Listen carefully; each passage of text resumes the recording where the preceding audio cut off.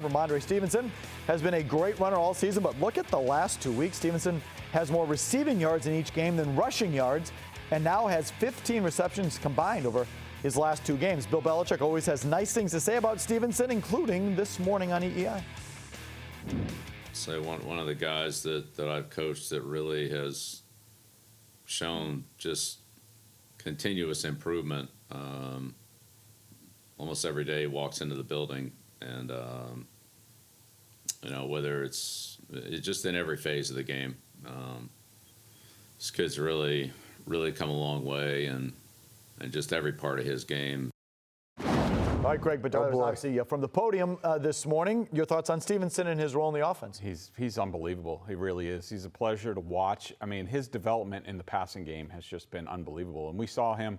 His big play over the middle was one of those old James White arrow routes. I was going to say, that was designed, targeted for him. Yeah. Got to have it play, and they wwent to him, right? Yep, they got man-to-man, and it wasn't quite run as nicely as James White used to run it, but it was good enough. And, he had the one-handed catch once. I mean, he picks up the blitz really well. There was a third down play a design play, really nice play from Matt Patricia, where Jakobi Meyers came across, and both Hunter Henry and Rhamondre Stevenson basically set picks, blocked for him. So he can do it all. He's unbelievable. You just worry about the workload a little bit with him as the season goes on. All right, workload is one of the issues. I'm wondering now, does this change their offense, Greg and Mike? Because, going into the season, you go 1-2 punch. You had Stevenson, and then you got Harris. And now, if this guy can block, that's important to them, pass protection. If he can catch, that's the modern game. It shouldn't really be a 1-2 punch anymore. Now it's Stevenson, and you wonder how they work in Harris and any other back. I mean, does it change their whole offensive approach? Well, I mean, I think it changes the way they look at their backfield. I think that they realized Stevenson, and it sort of happened towards the end of last year, where he's the bell cow back. He's the number one back, but you're going to have to play both guys to keep them fresh. My thing is, it still doesn't look like they've come around to realizing we have to be a power running team. And that's where we need to be. That's where we need to set up our offense, our passing offense. They're just not doing that. I mean, one of the things I'd like to see them do is, and we saw Jonnu Smith in the backfield once, go get a fullback again. Okay. You need the help. That's who you are. Stop spreading it out, shotgun, empty, things like that. It's not who you are. It's not who your personnel is. It is who they are. You know why they can't do that? Their offensive line's not good enough. And their offensive line should be. I thought their offensive line was going to be pretty good, but think about it. They'll get better. And there was a comment. Did you catch this, Felger? There was a comment because you always find out little nuggets from production meetings. So Charles Davis didn't say much yesterday, but one of the things he did say was that they've had inconsistent play from both of their tackles, and so that came from the coaches. So I think they're just disappointed. They thought they had some bookend guys, and Isaiah Wynn and Trent Brown, and both of those guys over the course of the first 8 games have been disappointing, and it prevents them from playing the way they want to play. So if Stevenson's your best player, that's probably bad news. If your best offensive player is a running back, it means you're just not good enough in the passing game, and we all know that's what matters in the NFL. Meanwhile, Jakobi Meyers has been Mr. Reliable for the Patriots this season. He has 415 receiving yards, 3 touchdowns. He has 2 games with 9 receptions, 2 games with 12 or more targets, including yesterday, I believe. And he's had less than 55 receiving yards just 1 time this season. Now, I will say that this does not surprise me. I've liked this player from the start. I am not one of these guys that cares about, take the top off the defense and look at how fast he runs and how high he jumps. I want guys that get open, preferably over the middle, and catches the ball. And from day one, Jakobi Meyers has gotten open and caught the ball. I think I may be a little surprised that he's so effective in the slot because he's not a quick player. No. Yet he still gets open, Greg, and on gotta have it plays, he gets open. Yeah, he does a great job with his route running. I mean, I do think, look, I like Jakobi Meyers. He's been invaluable to this offense. Would I like to see a little bit more quickness and explosion out of that and maybe kick Jakobi Meyers down a slot on the receiving core? Yeah, and I think that would make them a lot more explosive. The Patriots long-term need their sort of Tyreek Hill, that sort of explosive element that can be put in motion, and now how the heck are we going to defend this guy? And Jakobi's really good for them I think they need better long term. But you know what? I like what Jakobi Meyers does for them. I don't think he really has to do much different. I think you need a possession guy, and that's what he is. He's a really good possession guy. And he's a possession guy who's doing that more. Remember, the beginning of his career, he didn't score. Right. Now he scores. He scored the last couple of games. But the explosive guy, Greg, Tyquan Thornton. Now, he's got a long way to go, but we've seen flashes from him. He can be that explosive. Fine. How many targets did he get yesterday? Two? He didn't get one, but can I? What did Bourne get? One? What did Aguilar get? I know he got hurt, Parker got hurt. He had one. So between everybody else, I think Meyers had 12 targets. I think everybody else had a combined 4, 5. Is that a problem? It has to be, right? Yeah, I mean, if you want to be dangerous in this type of game against this type of team with a quarterback turning it over, you're fine with that. But, I mean, if you're trying to compete with the Buffalo Bills in the AFC East, yeah, I mean, you're going to need to be explosive because you're not going to win many games in the teens. I need to see the Greg Bedard chart on one play that separates Felger, Mac Jones from Bailey Zappi. It was actually a throw to Tyquan Thornton. It's a play that's not going to jump out to many people, but it was an arm strength. It was an arm strength throw that Bailey Zappi, if he's throwing against air and you give him 20 throws, he wouldn't be able to complete it.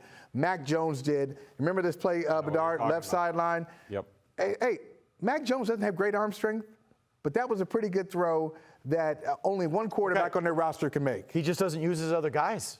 And I'm sorry, that is a problem. Is that on him? They weren't open yesterday. Yeah. I'm telling you. They were covered. The Jets have good cornerbacks. They weren't covered. Okay, well, it's a problem on someone's. If it's not Mac Jones' fault, then it's the receiver's fault. If you throw to one guy and your best player is your running back, that's trouble. I'm sorry, that just is. You scored 22 points yesterday.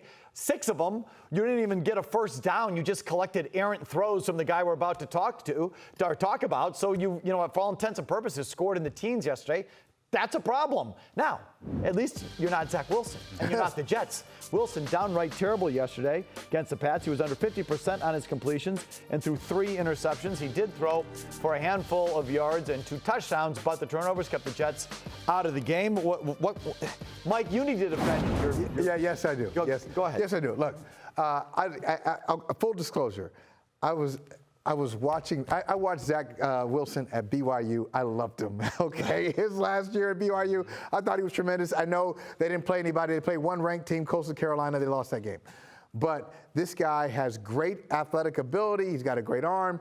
And sometimes he plays like an idiot. Yesterday, if I were his teammate, I probably would have just jacked him. I'm going to F you up. I really am. Baby, you keep doing this, I'm really going to mess you up. He was stupid yesterday, but it's still too early to dismiss him because of all the ability that he has. They didn't overdraft him. If you saw what he did his last year at BYU, the way he worked out for teams, he's got a lot of talent. He had one of his worst games. He's had 2 of his worst games of his career against the Patriots. His first game against the Patriots last year, first game against the Patriots this year, but he's not as bad as he looked. Look, I learned my lesson. This is the Josh Allen rule. There you go. I am not burying talent too early. There's nothing that a really good coach can't fix. He needs his Brian Daboll. Yep. He needs a guy to come in there and say, all right, this is what we're going to do. This is how we're going to do it. Because Zach Wilson oozes talent. He can run. He can throw from wherever off of any foot at any time. But he is a wild stallion. He doesn't seem to care about much or getting the basics right. And he needs a really good coach. He's not getting it. And I think he can be saved because look at what Josh Allen his first 2 years in Buffalo. All right, now I'm going to ask you this question. I want you to give each of these players, I'm going to tell you, the same quarterback coach. Let's say Josh McDaniels. Right. Okay. Or pick your favorite offensive coach then. Okay. Mac Jones or Zach Wilson? Same quarterback coach? Hey, Zach Wilson. Okay, there it is. That's what I wanted. I like it. I love Zach Wilson. I did. I completely agree. Yeah. You really? Yes. Oh, yeah. So you'd rather have Zach Wilson here than Mac Jones? Upside is insane. Yeah, it is. Upside is crazy. They don't call him the Mormon Mahomes for nothing. I hope that doesn't mean he's got 4 wives, but I mean, okay. I liked what I saw from him in the first quarter and a half. I thought he made some plays. Straight jacket was on. In the first quarter and a half, that touchdown throw to Conklin was a dime. He was well covered, and Wilson put it there. I'm like, okay, if this kid's going to turn around, then the Pats are really in trouble.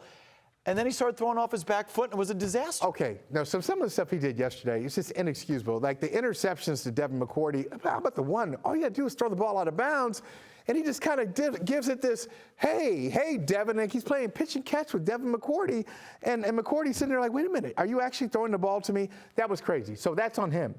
But I think the Jets coaching staff did a bad job yesterday. If you watch the Bears game, they had design runs from Justin Fields, who can't throw yet at this point in his career. Only way he can be effective is if he runs the ball, and then you're looking for the run, and he makes some easy completions. Why the Jets didn't have any design runs, Greg, Agreed.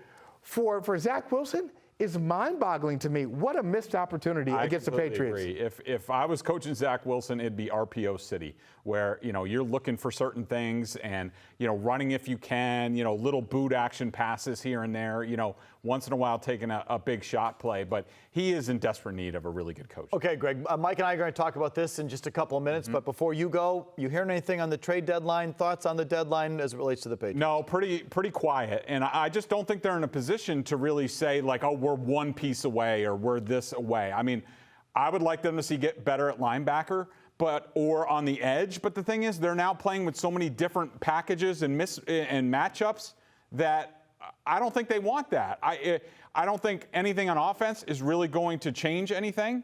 Tyquan Thornton's got to play. If I were them, I would be looking for a linebacker like Shaq Thompson, or I heard Albert Breer mention Okereke from the Colts, who picked off Mack last year.